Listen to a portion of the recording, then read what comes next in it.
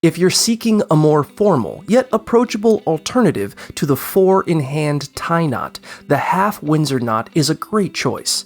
It produces a large triangular shape that conveys a distinguished appearance without the full formity of a full Windsor. To tie it, start by draping the tie around your neck with the wide end hanging about 12 inches lower than the narrow end, ensuring the seam side faces inward. Cross the wide end over the narrow end, then loop it behind and up through the neck loop, creating a V shape.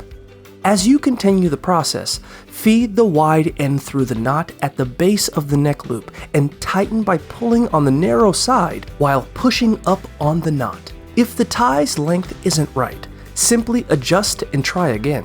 To perfect your look, adjust the collar and secure the narrow end with a carrier loop if available. Remember, practice makes perfect.